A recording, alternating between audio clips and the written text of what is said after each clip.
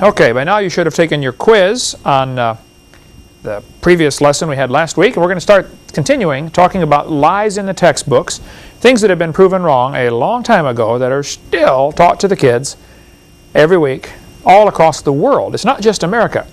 I collect textbooks. I've got them from other countries, and every time I go, I've been to 26 countries.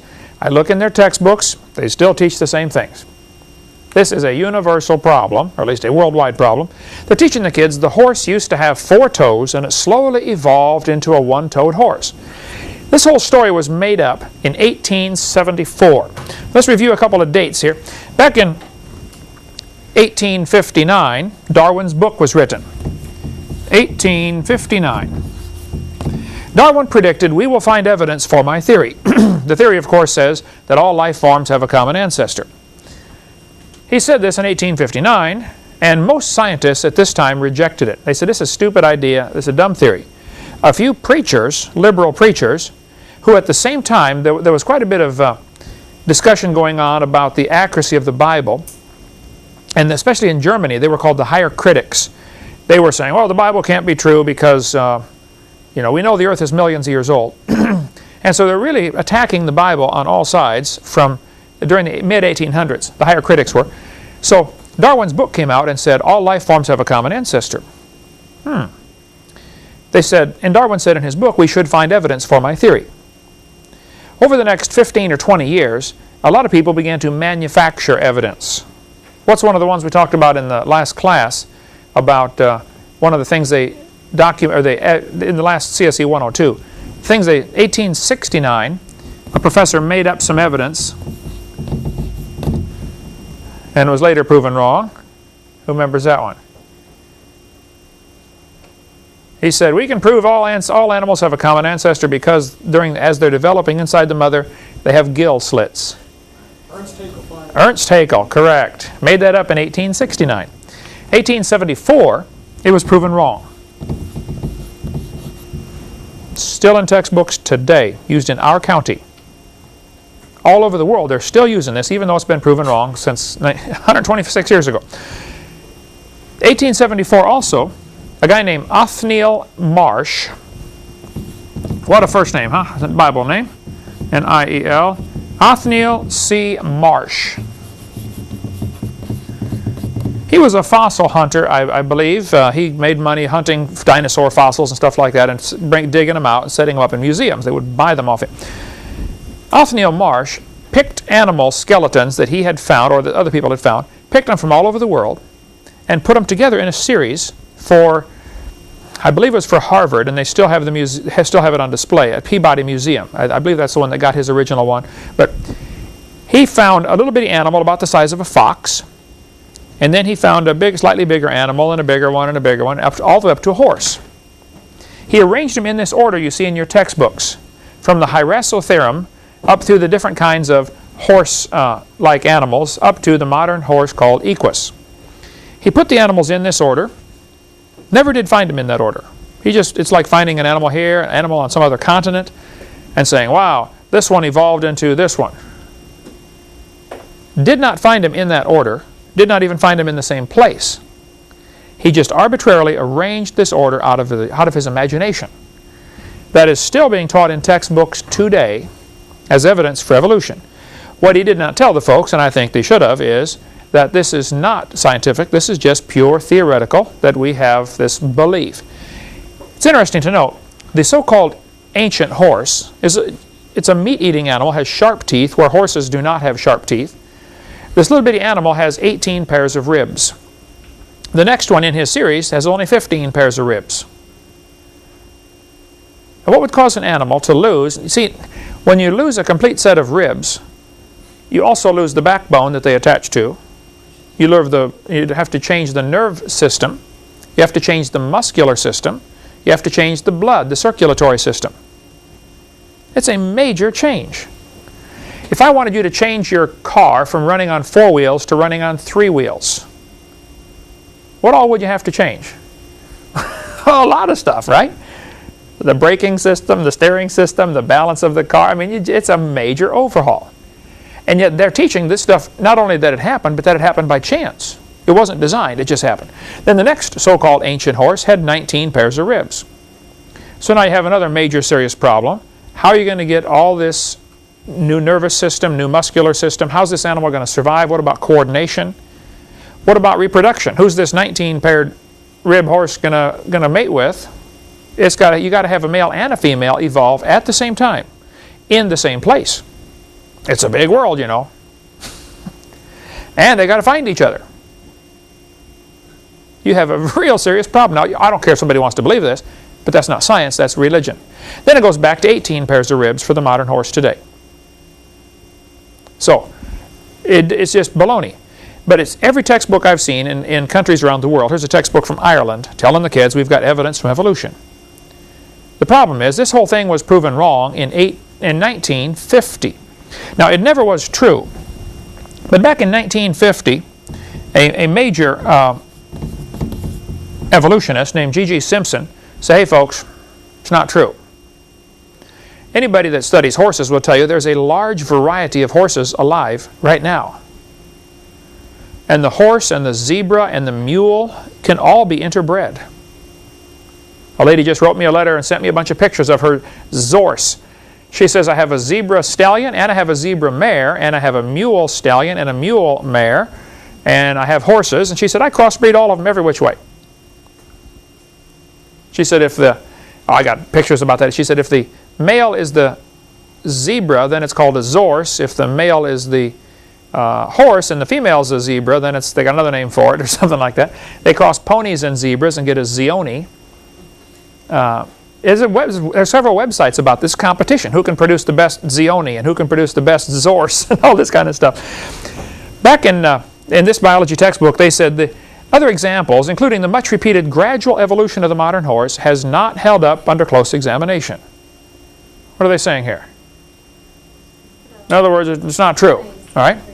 1950, G.G. Simpson, George Gaylord Simpson, who was a strong believer and a proponent of evolution, he wrote an article in Scientific Monthly, 1950, October, that said many examples commonly cited, such as the evolution of the horse family or of saber-toothed tigers, can be readily shown to have been unintentionally falsified.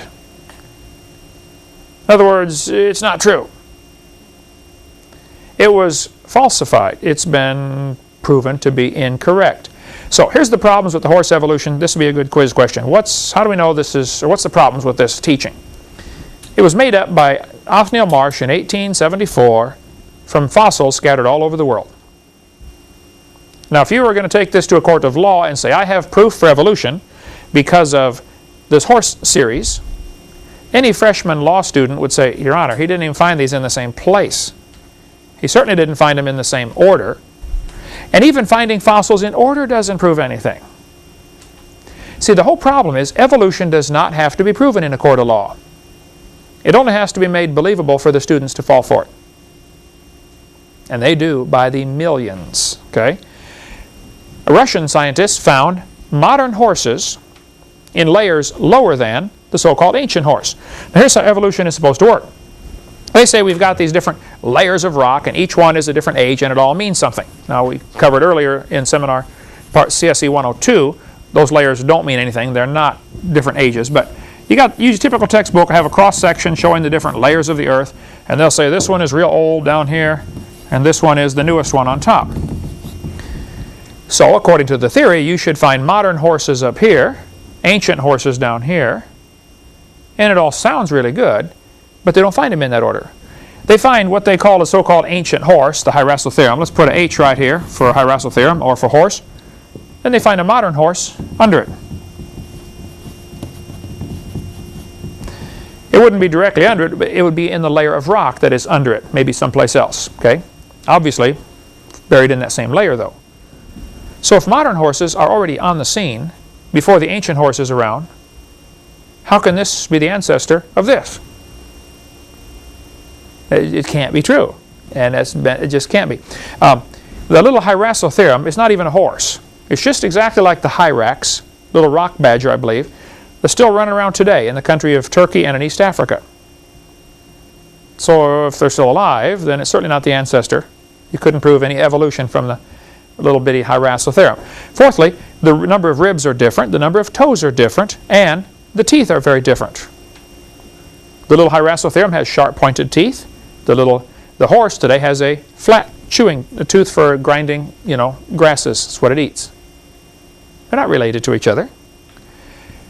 Fifthly, down in South America, when they find the fossils, the three-toed horses are on top, the one-toed horses are on the bottom.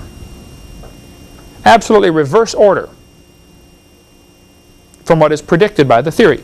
Now, the way theories are supposed to work, you create a theory, you look for evidence. If you find evidence that says, hey, this theory is wrong, well, then you throw the theory away and you get a new one. And that happens all through science except when it comes to evolution. Because this theory is foundational for many other things, like a new world order coming soon to a city near you. Okay? They're never found in the order presented. Three-toed and one-toed horses are found side by side in the same strata. How can one be the ancestor to the other? Now, the evolutionist will say to this one, they'll say, well, that's because the three-toed were gradually being phased out and the one-toed, are better and they took over, but you just happened to find two in the same area during the time that they were being, phased out. Well, I'm sorry. You can believe that if you want, but that's not science. Frank Sherwin, a good friend of mine, has at Institute for Creation Research, has a lot of information on the horse evolution if you want to get a hold of him. And there's in the book Noah to Abram, The Turbulent Years, which we offer through our ministry. It's a really good one that has a section on this horse evolution, which has been proven wrong some time ago. One man named Dan Hicks in Tulsa, Oklahoma, kept after the Tulsa Zoo, saying, why do you have this thing on display? It's been proven wrong years ago. I've got all the letters that Dan sent to the zoo and the zoo sent back to him. When he wrote to the zoo director and said, why don't you take this display down? It's not true. Okay? The director of the zoo wrote back and said, we don't have the funding to remove it. I've got the letters in my file.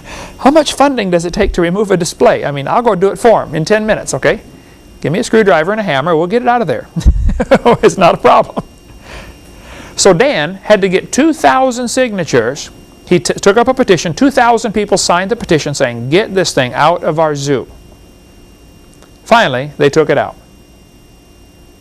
Now, if they had had a display in the zoo, like a Christmas scene representing Christ in the manger, one signature would have gotten it out, right? One person would complain about singing some Christmas song in a public school, and they'll take it out. Here you get 2,000 people complain before they finally reluctantly remove the display. But I was up at Peabody Museum. I've been there many times. Every time I go to the Connecticut area, I stop in the Peabody just to keep my blood boiling, because they still have the horse evolution on display there. New Haven, Connecticut. Yeah. Did I say? I said Connecticut, right? When I get it. Boston. Okay, it's in Connecticut. Yeah. While I stood there by that display, hundreds of kids came through, school group after school group. I mean, all day long, there's groups of parents and teachers bringing their kids through these museums. Never one word was said about this being wrong. Now, it's never been true, but it was demonstrated to be wrong 50 years ago.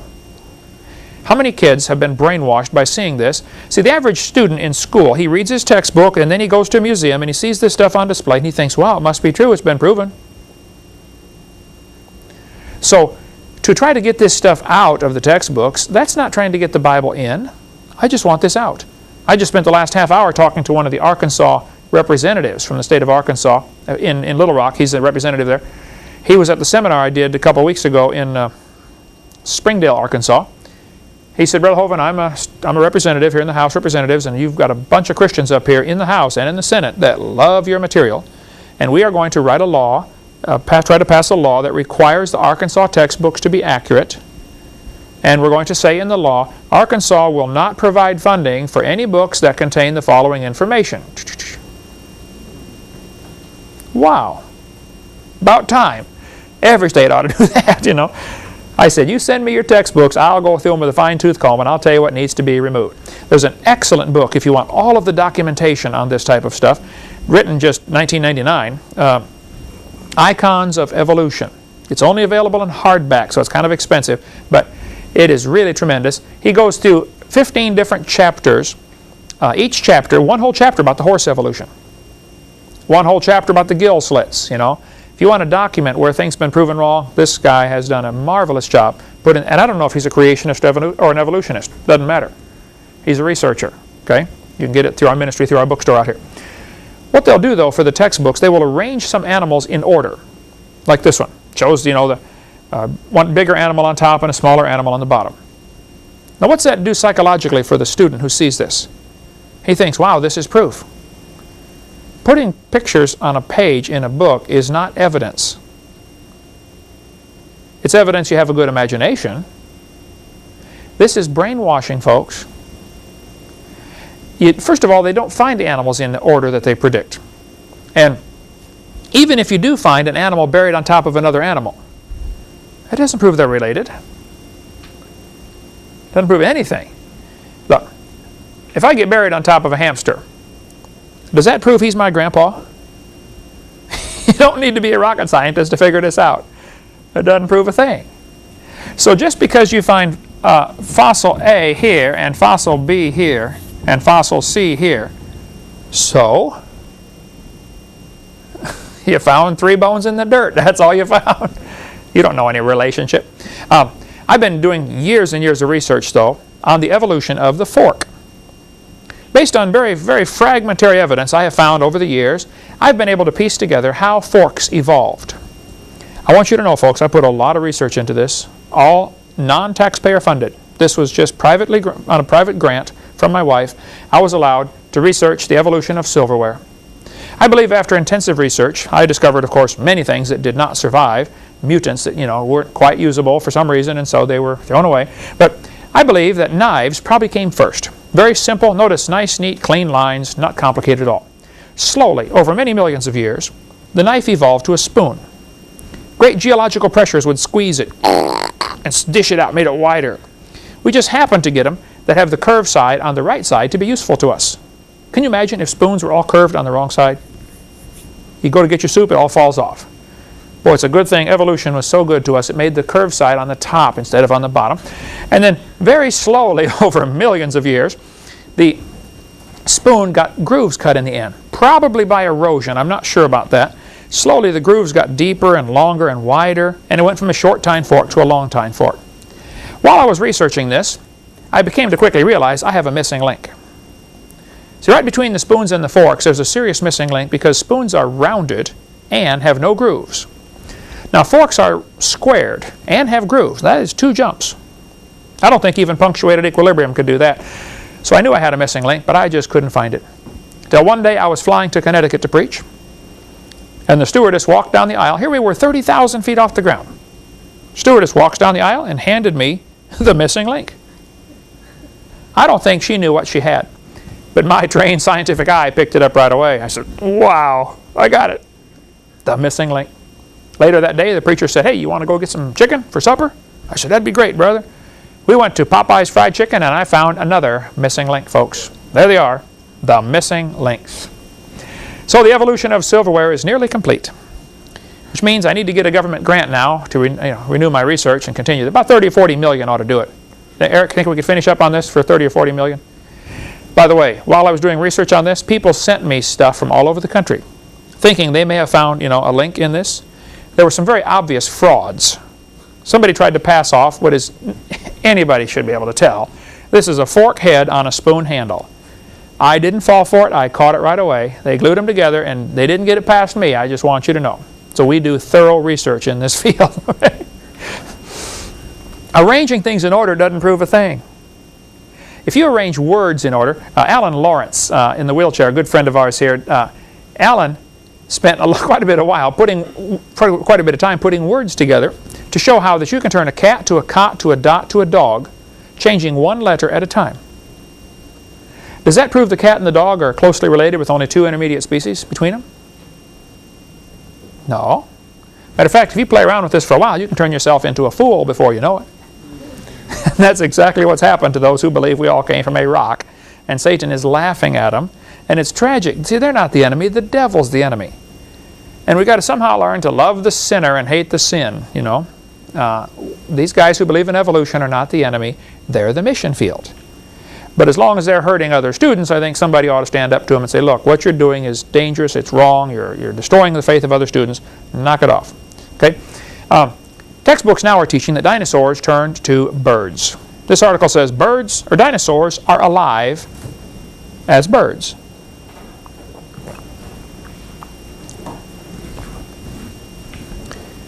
Well, I'm sorry, that is just simply a lie that has been proven wrong some time ago.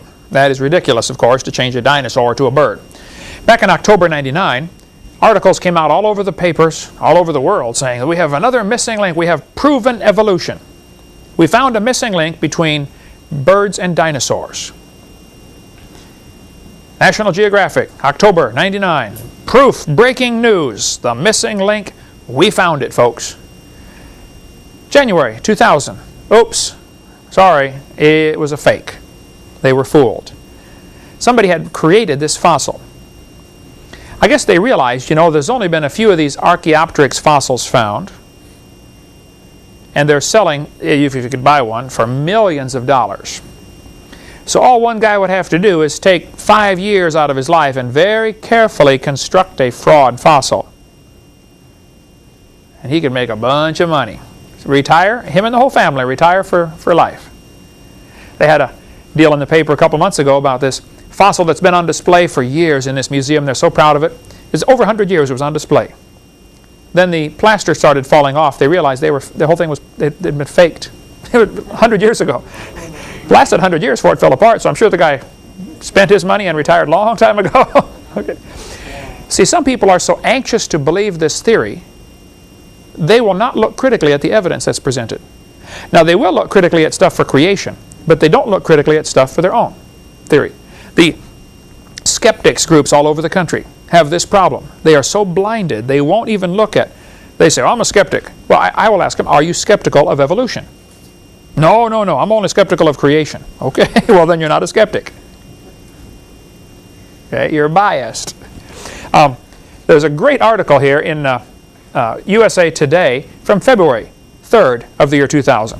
Let's just read this here because we got to. Those that are taking this course want to get all the details. Here's the details on proving that this thing was proven not true. Okay, from the remote, however you pronounce that, province in China, an unusual dinosaur fossil has made a mysterious journey from the hands of Chinese smugglers to the polished halls of the National Geographic Society in Washington.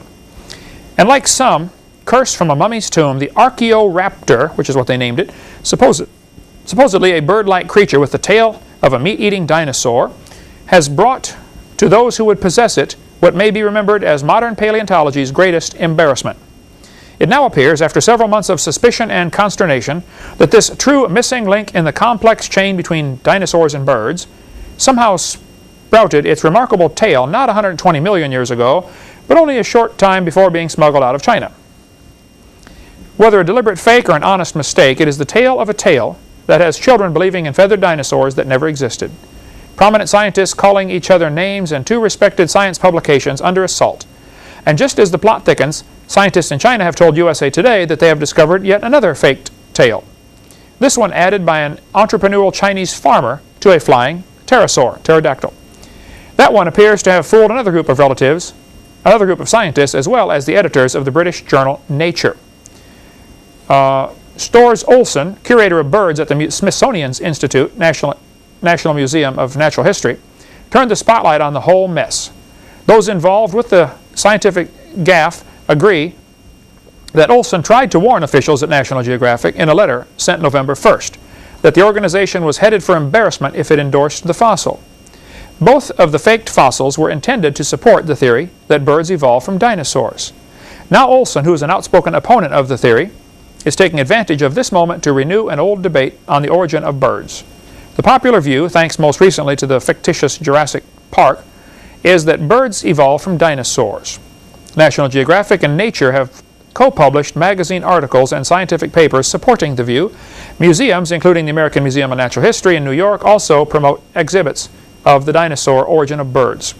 But Olson and a group of academic ornithologists, a person who studies birds, have been arguing, often bitterly for years, that birds evolved independently of dinosaurs. They believe that dinosaurs and birds had a common ancestor that lived in trees, and that dinosaurs were, after all, cold-blooded. Like the Chinese dino bird, the Archaeopteryx is fake too. The following excerpt is taken from the website creationscience.com, which is Walt Brown's website. Tremendous material, by the way. Honest disagreement over whether Archaeopteryx was not a forgery was possible until 1986, when a definitive test was performed. An X-ray resonance spectrograph of the British Museum fossil showed the material containing the feather impressions differed slightly from the rest of the fossil slab. Differed significantly from the rest of the slab. In other words, it was made of a paste. Someone apparently had taken the rock, ground up some of it to powder, made a paste out of it, and then put feather impressions in it. Some people are really desperate to believe this theory, and so they will accept it. But guess what? Textbooks are still teaching today dinosaurs are the descendants of birds. Now, it takes a while to get textbooks accurate, I understand that. But somebody in the different towns, if we're supposed to be the salt of the earth, okay, salt preserves. Who's going to preserve? I mean, tomorrow morning, kids in Escambia County, Florida, are going to be taught this. Well, let's do something about it, okay? Let's fix it. There are several ways to fix the problem. We'll get into that later in this course. But one way is just simply educate all the students. Grassroots. That is unstoppable, but it takes a long time to accomplish that. The other way is to educate all the teachers. Just get all the teachers where they don't believe in this theory. The third and more complicated and much slower way, and probably least likely to succeed way, is to pass laws, try to attack the Capitol and say, look, get this stuff out of the books. And I think we should work on all three fronts on that one. But telling kids that dinosaurs turned to birds is ridiculous. Look, in case you don't know, you don't just put a few feathers on a dinosaur and say, let's go, man, try it, it won't hurt too bad. Okay, it's not quite that simple. Dinosaurs are very, very different from birds. Somewhere along the line, if he's going to turn from a dinosaur to a bird, his front legs are going to have to turn to wings. Which means, at say 50% of the way, he's got a half leg and a half wing. It's not enough to fly yet, but now he can't run very good either. Very well, Jan, English teacher, right? So who's going to feed this critter? He can't run and he can't fly. Think the other animals are going to bring him food and feel sorry for him while he's slowly evolving into something else? See, in order for evolution to work, all of the intermediate stages have to be superior to the original. Nobody's ever demonstrated that. Not one time has that been demonstrated, that it's even possible. Secondly, we never see any animal produce a different kind of animal. Nobody ever observes any of this. It's pure fiction. They make it up. There's a textbook from Glencoe, 99 edition, saying, we have evidence from science that dinosaurs turned to birds. They're still teaching this stuff. Dinosaurs did not turn to birds. Alan Fiducia is considered one of the world's experts on birds. Okay, he teaches at university in North Carolina, UNC, Chapel Hill. He said, and I quote, paleontologists have tried to turn Archaeopteryx into an earthbound feathered dinosaur, but it's not. It is a bird, a perching bird, and no amount of paleo babble is going to change that. The word archaeo will be a good quiz question here. Archaeo means ancient. And pteryx is a Greek word, or Latin or whatever, for wing. So Archaeopteryx is ancient wing. If it has the word archaeo in it, it means old or ancient, okay? He says it's a perching bird. See, a bird's foot has a claw sticking out the back. One of his toes comes out the back so he can land and grab a tree branch. Reptiles don't have that. So just the toe structure would have to radically change to go from a walking foot to a grasping foot. Not too many birds do a lot of both, okay? They either nest in trees a lot or they walk on the ground a lot. But it's difficult for a bird that walks on the ground a lot to be comfortable nesting in trees because the toes are different. They're designed for what they're designed for. So Archaeopteryx means ancient wing. Archaeo is the word ancient. They will point out that the Archaeopteryx has claws on his wings. Now let me point out to you, only 6, I believe now, 5 or 6 Archaeopteryx fossils have been found. The first one was found in Germany in, I think, 1859. somewhere around that date, okay? What was going on around 1859? Darwin's book. People are looking to criticize the Bible anyway. A lot of countries have thrown off the king, anti-monarchy, and the Bible says honor the king, and so they thought the Bible was an obstacle. There was a real problem in the world in the early and mid-1800s where evolution came along at the right time where it was readily accepted. They're looking for this theory anyway. Also, evolution teaches, we'll get into more of this later, that different races might be superior to other races. 1859, we had slavery in this country. Civil War wasn't fought till a couple years later. Emancipation Proclamation wasn't until 1863. So when Darwin came out and said there are favored races, some people said, well, hey, obviously that's the whites over the blacks. Hitler comes along and says, no, obviously that's the Norwegians and the Germans, the blonde-haired, blue-eyed, you know, they were the superior race. And a lot of people use this theory to justify what was already happening or what they're already doing anyway. And then along came guys who said, well, hey, if evolution is true, then there are no moral rules. There are no standards. By the way, it is a good, fair question. If evolution is true, how do you tell right from wrong?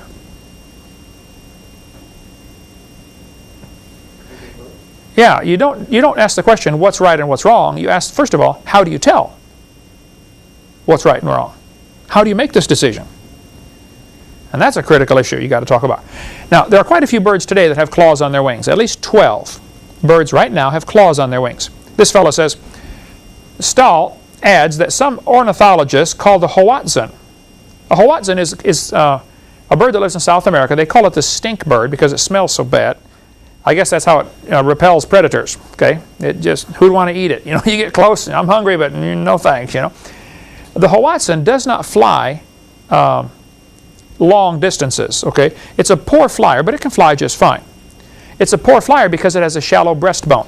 See, birds when they fly, the chest muscles have to be enormous, you know, to be able to fly, flap the wings.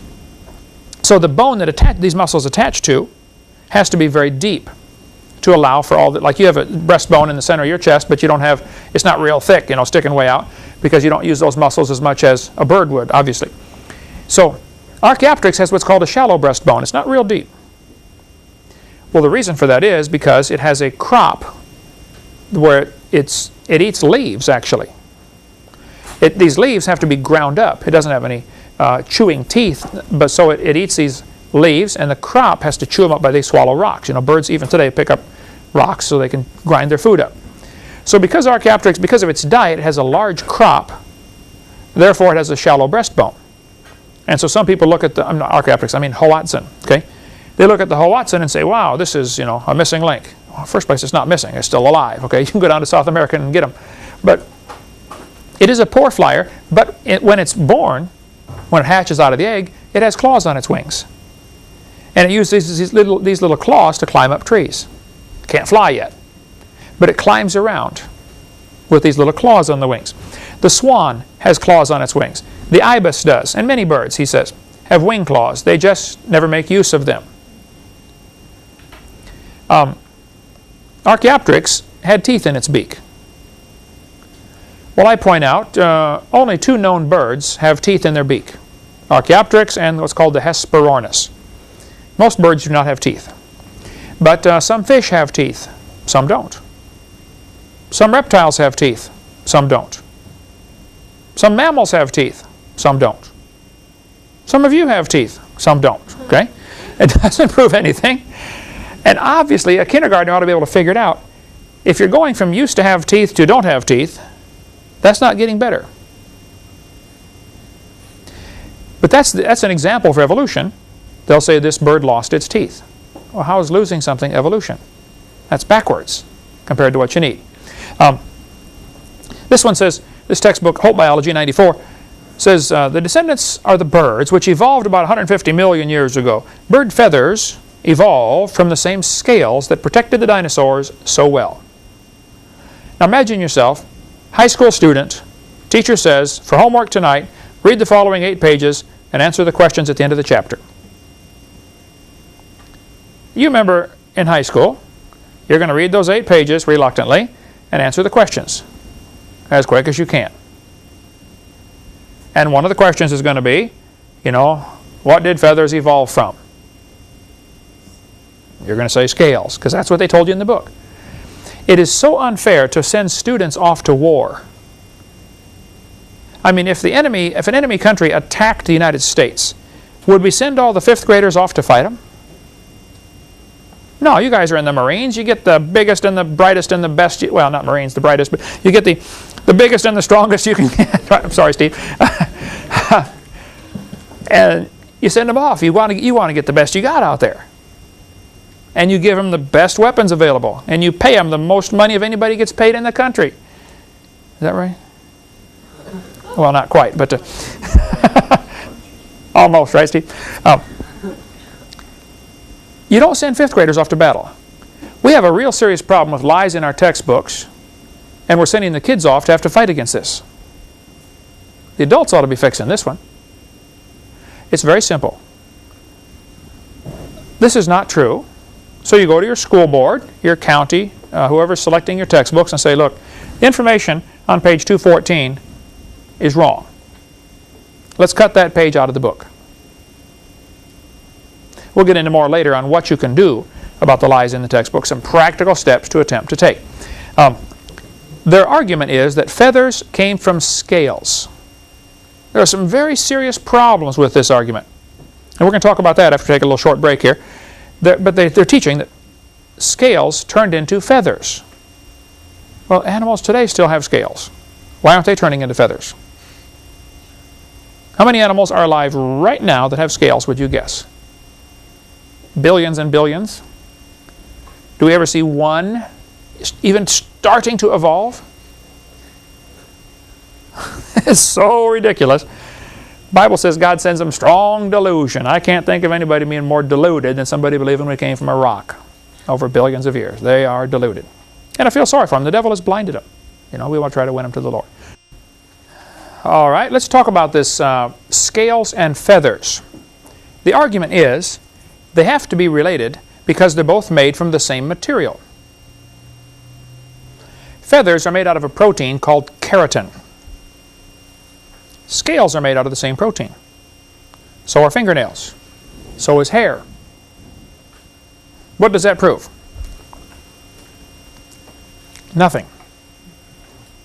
Okay? This floor is made out of wood. So is the roof. So are the walls. Does that prove that one evolved from the other? No. It proved the guy who built this room, me, chose a common material to do different things. This one we're walking on, and this one is keeping the rain off of us. And this one is keeping the wind out. Okay? You used a common material for different functions. Wood can be used to build a boat. It can be used to build a fire. It can be used for all sorts of things, okay? So the argument is because they're both made from keratin, therefore that proves one evolved from the other. Now again, if this had to be taken to a court of law, it'd be laughed at. But it never is, okay? And it needs to be. The protein keratin, K-E-R-A-T-I-N. By the way, somebody sent me a slide years ago that I used in my seminar about this when before I was using PowerPoint, I was using slides. Other people would make slides for me and send them to me. Somebody sent me a slide and keratin was misspelled with a C. I didn't catch it. And I used the slide for, I don't know, several months. And one woman I debated used that as evidence that nobody should listen to me because I don't know the difference between keratin, which is the coloring found in carrots, and the protein keratin with a K. Okay? So therefore, everything else I say must be wrong. Well, I apologize for the misspelling. Spelling was not my strong point in school anyway, and nor is it now. But praise God for spell checker, right?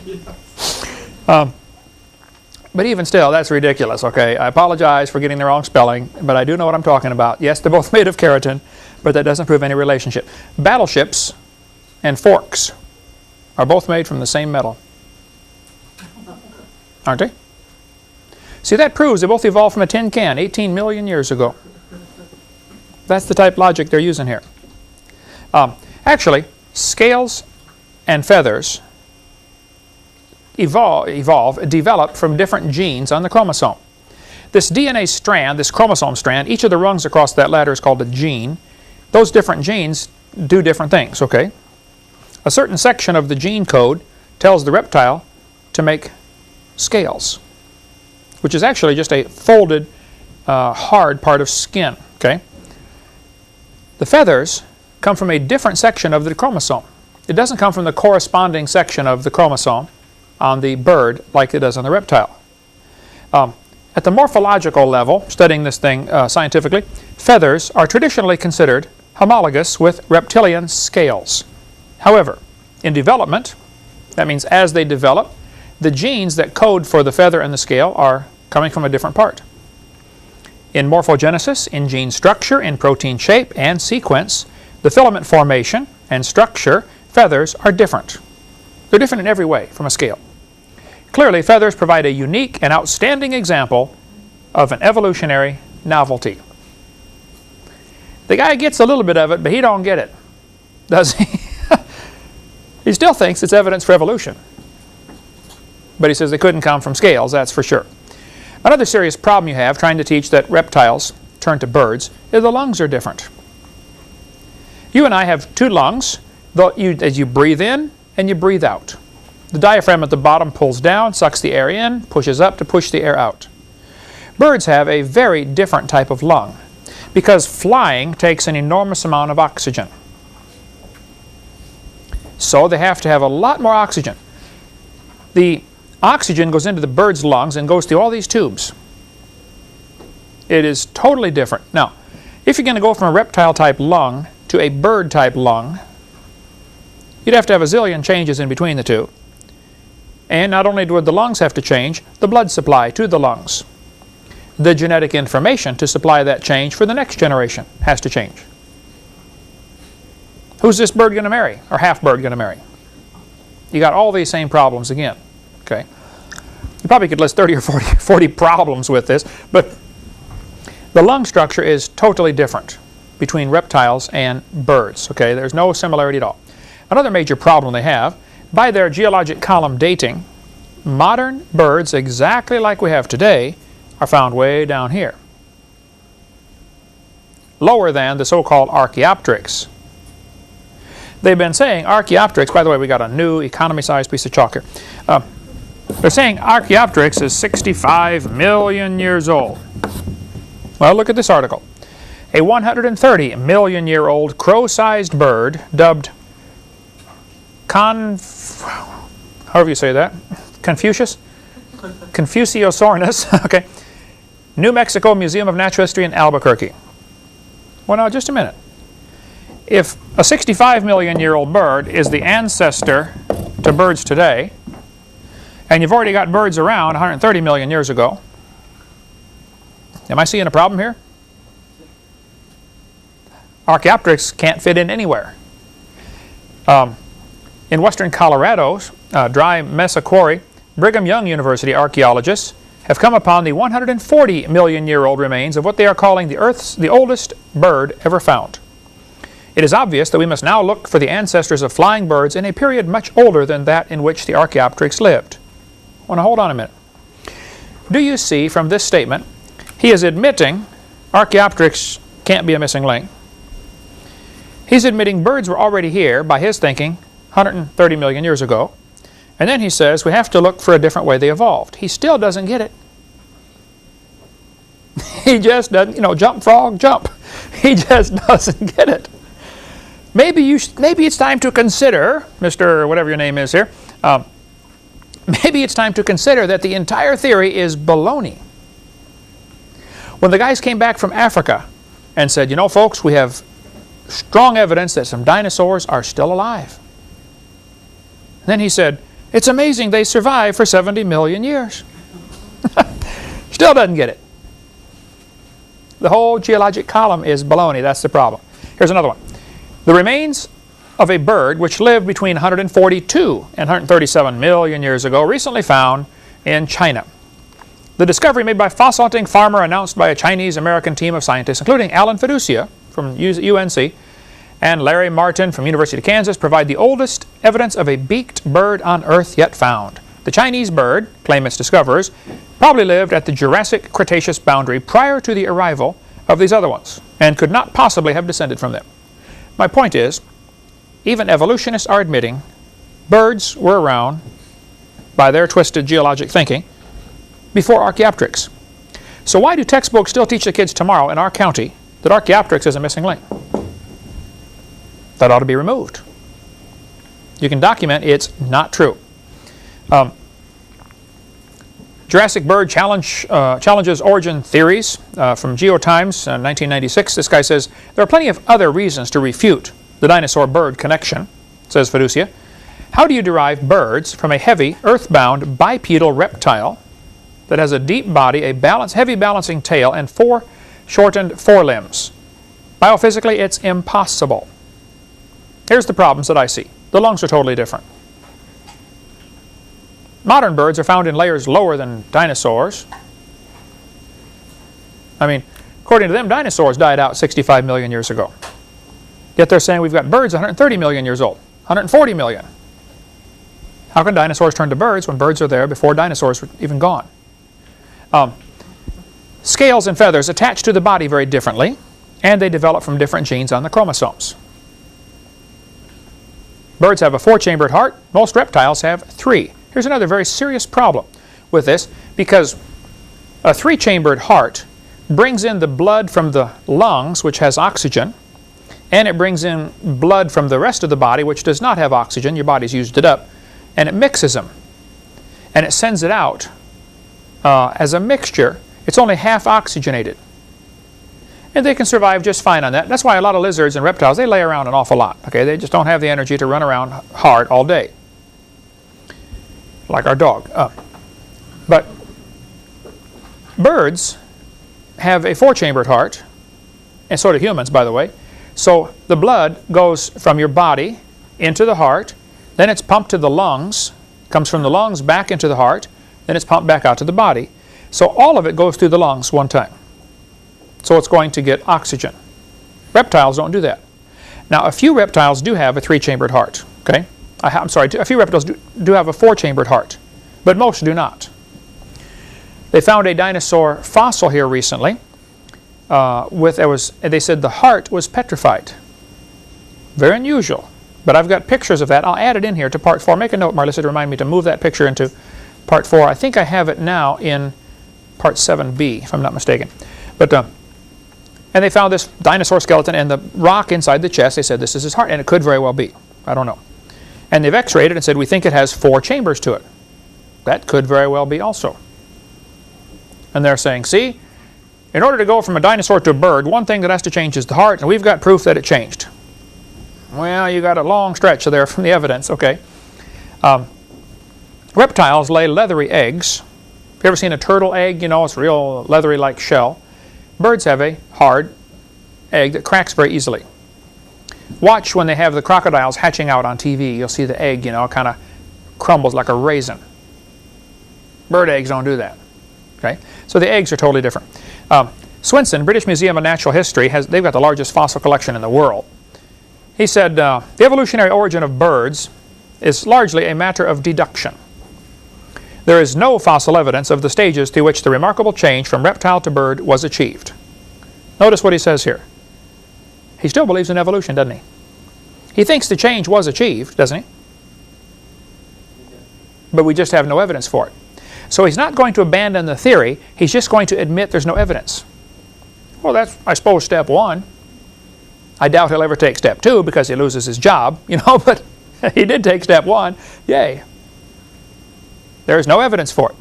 And again, the book Icons of Evolution has a whole chapter on the flaws in the bird change. So you can get that book. It's got a great section on that. So Richard Dawkins, who hates creationists, says, it is absolutely safe to say that if you meet someone who claims not to believe in evolution, that person is ignorant, stupid, or wicked. Well, this guy's real open-minded for a discussion, isn't he? This shuts down communication, of course.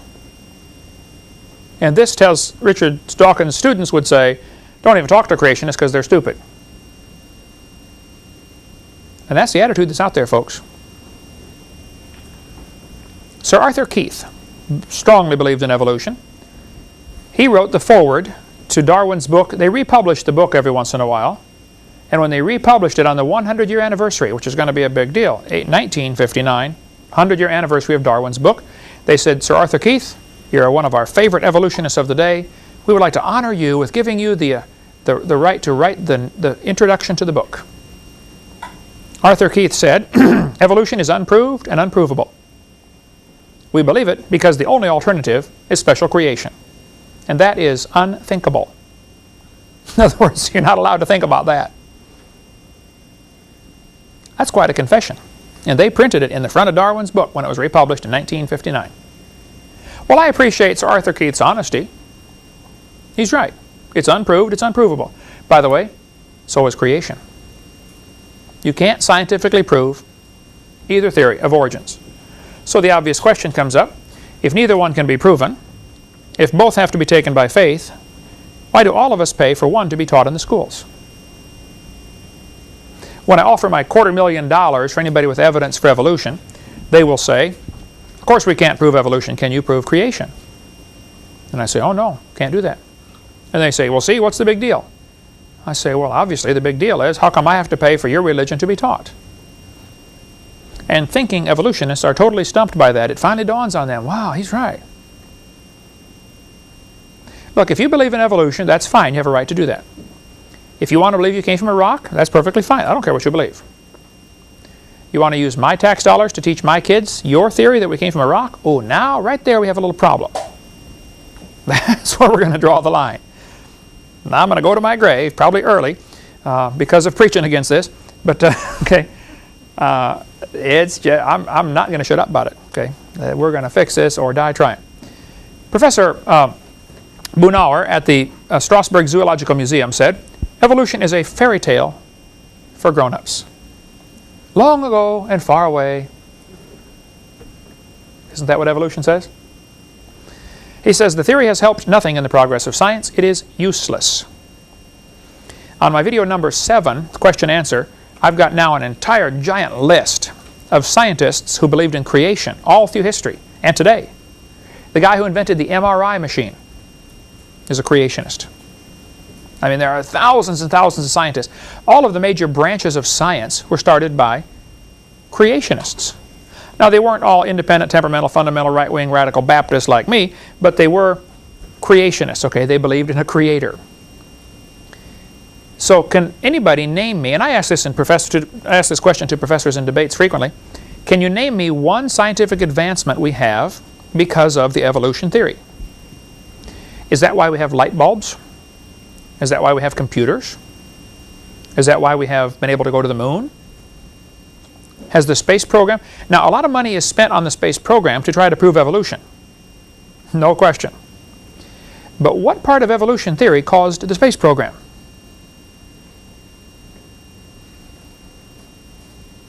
He's right. The theory is useless. Even if it's true, it's useless. And if it's not true, it's dangerous. It's worse than useless. Malcolm Muggeridge spoke at University Waterloo. I've spoken there. That's where the girl with the blue hair and all the ears pierced 15 times and tattoos on her neck, and she came up. It was so funny. Here I am speaking on creation in the University of Waterloo, you know, Canada. A whole crowd of students gathered around, you know, and we had gotten permission to set up a table and a microphone and draw a crowd. And boy, did we draw a crowd. It's a very liberal university. And she walked right up. Here I am speaking away, you know, and talking to the crowd. And she walks up right in front of me and says, "You got permission to do this?" I said, "Yes, ma'am, we do." She said, "This is kind of weird." That's all I could do to maintain my composure. "Lady, you want to see weird? Come with me. Let's go find a mirror. I will show you weird." I mean, hair about that long and all bright blue, you know. I don't care if you're going to cut your hair and call it blue, but don't call me weird, all right? Malcolm Muggeridge said, "I myself am convinced the theory of evolution, especially the extent to which it has been applied, will be one of the great jokes in the history books of the future. Posterity will marvel that so flimsy and dubious an hypothesis could be accepted with the incredible credulity that it has." Why would so many smart people, smart in other areas, accept this theory? He's right. Someday, they're going to be laughing at those people who believe in evolution. But in the meantime, it accomplishes the goal of keeping them from Christ, or if they're Christians, of keeping them from being bold Christians, because they got all these questions. You were saying how you were taught this stuff in school. I'm telling you, it'll destroy your faith. If you're already saved, it'll neutralize you. If you're not saved, it'll probably keep you from getting saved. That's exactly what Satan wants. He's a liar. He doesn't care how he gets it done. Just get the job done. This man said, scientists who go about teaching that evolution is a fact of life are great con men. The story they are teaching may be the greatest hoax ever. In explaining evolution, we do not have one iota of fact. I was debating Pigliucci at the University of Knoxville, Tennessee. He's a botany professor. He spent 30 years teaching evolution of plants. He's been teaching it for 30 years. He's received $655,000 grant money to study the evolution of plants. I said, Dr. Pigliucci, what is your best evidence for evolution? He said, the fossil evidence of whales. Now hold it. How come the best evidence you have is in somebody else's field? I don't think he'll ever catch on to that, but I mean, that ought to dawn on somebody. Like, he thinks the paleontologists have the evidence. Now, if you ask a paleontologist, what's your best evidence of evolution? Oh, the evolution of plants. We've got it proven in the botany department. Okay. It's one of those shell games. Yeah, nobody has the evidence. Okay, there isn't any. Pierre de Chardin was a Catholic priest, kind of a renegade Catholic priest. He is one of the fellas involved in the Piltdown hoax. He may have been the guy who did it. We don't know, okay? Pierre de Chardin has a very shady history, okay? He is probably one of the primary fellas, if not the primary fella, responsible for getting the Catholics to accept evolution. 3 different times, popes have come out and said, evolution fits our religion just fine, except for when God gave them a soul. Basically like Hugh Ross teaches, okay? Hugh Ross gets along great with the Catholics as far as their doctrine of, evolution blending in with creation. Pierre de Chardin said, evolution is a general postulate to which all theories, all hypotheses, must henceforth bow in order to be thinkable and true. Evolution is a light which illuminates all facts, which all lines of thought must follow. This is what evolution is. I'd say he's kind of committed to the theory, wouldn't you? My Bible says God's Word is a light. It's a lamp unto my feet, a light unto my path. Evolution is not a light that everybody must follow. But if a kid goes to school 12 or 16 or 20 years in our town, now you got to understand, Escambia County is one of the top counties in the country as far as churches per capita. I think Santa Rosa County is in the Guinness Book of World Records. There are more churches per person in that county, I believe, than any place else in the United States. And I think we're a close second. We're certainly up in the top 2 or 3 percentage points in all the counties in America. Here we have, I think, 120 Baptist churches in this county. Probably well over 200 churches of other denominations. There's an awful lot of churches in this county. And yet kids are going to go to school in this county and learn all these things that have been proven wrong for many years. What are we doing about it? We're supposed to be the salt of the earth. Salt preserves. When I first moved to town, I started writing letters to the editor about evolution. That's what started my whole ministry. Writing letters to the editor. I went down and talked to Katie Knight, the lady in charge of selecting the science curriculum. I went in and I said, look, you're teaching things in these books that have been proven wrong a long time ago. After several meetings with her and letters back and forth, she said, Mr. Hovind, you are the only person in the entire county who's complaining about this. Well, first, I hope that's not true. But if it is true, that's a sad commentary on Christians. We got a lot of Christians who are more worried about who wins some dumb Super Bowl game than what the kids are going to be taught tomorrow that's going to affect their life possibly forever. Certainly for this life it's going to affect them. And it has cost, you know, all three of my kids are in the room here tonight. You know, when we started this ministry 12 years ago, it's cost you three. Dad was gone a lot. I'm still gone a lot. This is I take this battle seriously. It's been a sacrifice for my family. It's been a sacrifice for me personally.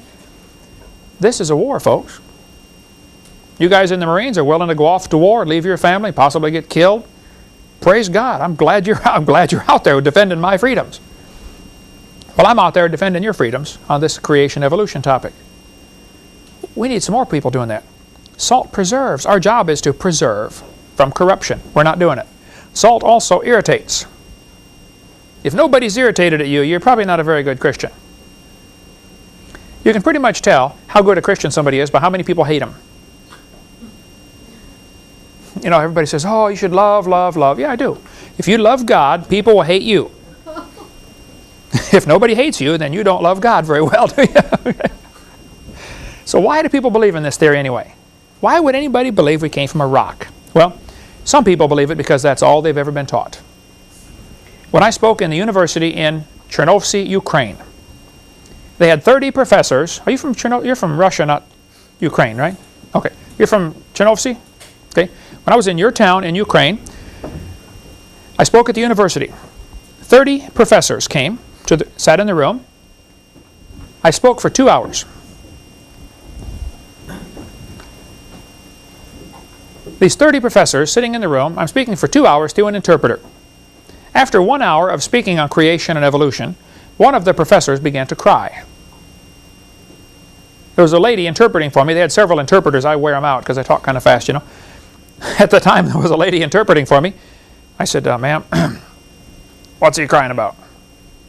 And she said, oh, he's happy. He didn't know there was a creation story. He's never heard of this. He wants you to keep going. All he's ever heard all of his life is evolution. Last week, I spoke in Seattle, Washington, 4 different Russian churches, about 1,000 people each time. People came to me afterwards and said, we've never heard this stuff. In Soviet Union, creation was censored out. Capitalism was censored out. Guess what? In America, creationism is censored out. I went to a library one time. I go to a lot of libraries. I don't remember where it was even, but I got in this massive library with some university. I got on their computer Erica search program, and I said, how many books do you have in here about evolution? 1,400 titles. How many books by? And I typed in some major evolutionist authors, you know, Stephen Gould, Niles Eldridge, and these kind of guys. Buku books, okay? There's libraries jammed with books on evolution. So I typed in to see how many books there were on creation. Up came about 9 titles. All of them were anti-creation books. Books written by evolutionists against creation. But the search program caught it as having the word creation in the title or the subject, okay? So I went to the librarian. I said, ma'am, why do you have 1,400 books about evolution and no books about creation? I searched under all the major creation authors. Henry Morris, Dwayne Gish, Ken Ham, all of them I could think of, okay? 0. I said, ma'am, this is a university. I thought students are coming here to get educated. It looks to me like they're only getting indoctrinated. You don't even have a balance in your library. I'm sure you don't have it in your classroom. I said, why don't you have any books in here about creation? She said, we do have a book in here about creation. I put it in here myself.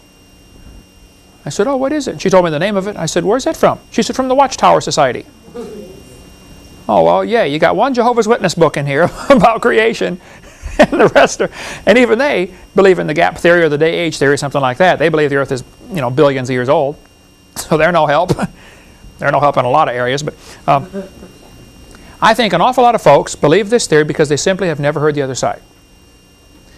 Now, I think it doesn't take somebody too intelligent to realize if creation and evolution were both taught to the students, equal time, fair, honest, balanced treatment, which one would the students believe? Creation. Right? They don't want that. They don't want the competition because they'd lose. I believe it was John D. Rockefeller, one of those multi-gazillionaires in the last century, who said competition is a sin. When he was developing Standard Oil Company to the monster company that it was, let's suppose there's 10 gas stations in a town.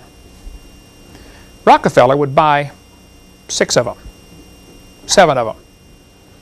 And back then, let's say gas is going for 20 cents a gallon. It costs the station 18 cents a gallon. They sell it, make 2 cents. He would lower his price to 16. He would lose money for months on those 6 stations in that town. What's going to happen to the other 4 gas stations? They're going to go out of business. He's going to buy them. Now he owns all 10. Now guess what happens to the price of gas? 22 cents a gallon. We got to make up for what we lost, you know. That's exactly what happened all over. His philosophy was competition is a sin. Eliminate the competition. That's the philosophy of the evolutionist in the classroom. They don't want the kids to see the other side. And because of this, many kids have never even heard about the creation story. Many kids in Escambia County have never had a fair shake on the creation story. Here's a Russian textbook. Guess what they use for evidence for evolution? Same stuff they use here. It's the same all over the world. I think people believe in evolution because their job depends upon it. If a professor at the University of West Florida up here in Pensacola, if one of the biology or anthropology or geology or botany, any of the sciences, if they got up in front of their class tomorrow morning, or Jan at PJC where you teach, if a science teacher gets up tomorrow and says, students, I don't believe evolution anymore. I believe in creation. What's going to happen? They're going to lose their job. If they're tenured, where they can't lose their job because they got 20 years teaching there, they will demote them to something. Janitor, lab assistant. They will put them in a position where they cannot influence other students with their radical ideas. Dean Kenyon, K-E-N-Y-O-N, he was a biology professor, university in California, I think San Francisco State or Sanford, I don't remember which one. He wrote books about evolution. He believed in evolution. For 20 years, he was the poster boy of the evolutionists. He got converted. Then he wrote a book, which we sell in our library, called Of Pandas and People. Great supplemental biology book. He never mentions God. He just says, look how well designed this is. Somebody must have designed this, you know. There must be intelligence behind this. When he talks about the bones in the wrist or, you know, any part of the biology. They actually fired him because he became a creationist.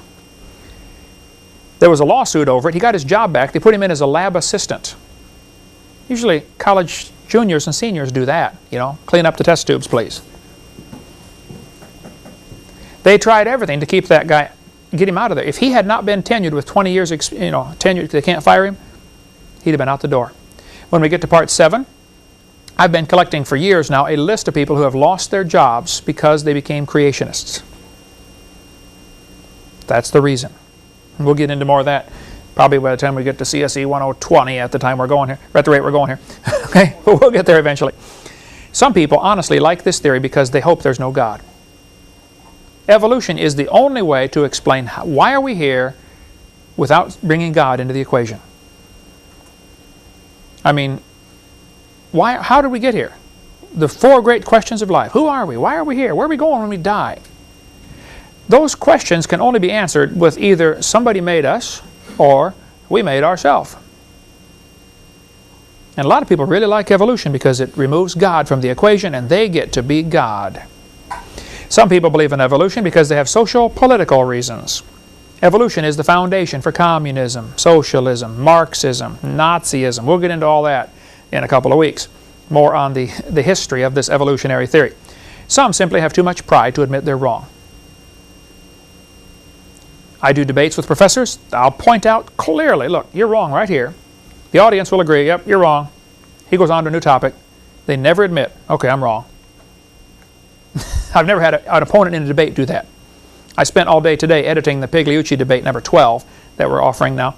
And that's why it's fresh in my mind. I saw it about 20 times in there, you know. You're wrong. He would never say, yeah, you're right, I'm wrong. The Bible says in 2 Thessalonians, for this cause God shall send them strong delusion, that they should believe a lie. If anybody believes we came from a rock, first place, that's a lie, and you have to be deluded to believe that. So, our textbooks in our county right here, there's a bunch on the table right there, contain things that have been proven wrong many years ago. What should we do about it? What are the practical steps? If I announce tonight that I have discovered top secret information that a truckload of tainted, poisonous milk was delivered to all the public schools this afternoon after the schools closed. They're going to serve it for breakfast and lunch tomorrow. You follow me? I've got secret information that a truckload of poisoned milk was sent to the schools. It's going to be delivered tomorrow. How would you feel? What would you do about it? Well, folks, a truckload of poisonous books was sent to our schools months ago. It's going to be fed to the kids tomorrow. Let's find something to do about it. Next class, we'll talk about what to do about it. Lies in the textbooks, how can we fix it? Let's do something about it. Thank you so much. Dismissed.